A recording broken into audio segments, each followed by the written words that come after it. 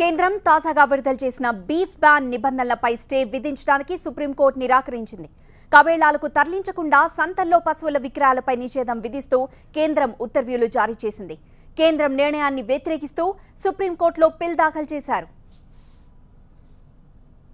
Beef ban పై దాఖలైన పిటిషన్లను విచారించిన supreme court ఉత్తర్వులపై తాత్కాలిక స్టే విధించడానికి నిరాకరించింది.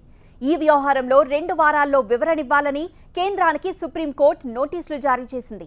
విపక్షాలు అధికారంలో ఉన్న పలు రాష్ట్రాలు బీఫ్ బ్యాన్ను తీవ్రంగా వ్యతిరేకిస్తున్నాయి. కేంద్ర నిర్ణయానికి వ్యతిరేకంగా కేరళ, తమిళనాడు, పశ్చిమ బెంగాల్ రాష్ట్రాల్లో నిరసనలు జరిగాయి. బీఫ్ ఫెస్టివల్స్ ను పలుచోట్ల నిర్వహించారు. గోవధ నిషేధంతో రాష్ట్ర ఆర్థిక వ్యవస్థకు తీరని నష్టం జరుగుతోందని కేరళ, బెంగాల్ సీఎంలు వాదిస్తున్నారు. కేంద్రం మాత్రం బీఫ్ బ్యాన్ నోటిఫికేషన్ను కొందరు తప్పుగా అర్థం చేసుకున్నారని తెలిపింది. బీఫ్ పై సంపూర్ణంగా నిషేధం విధించలేదని, పశుమాంసం క్రయ విక్రయాలపై నిషేధం లేదని స్పష్టం చేసింది.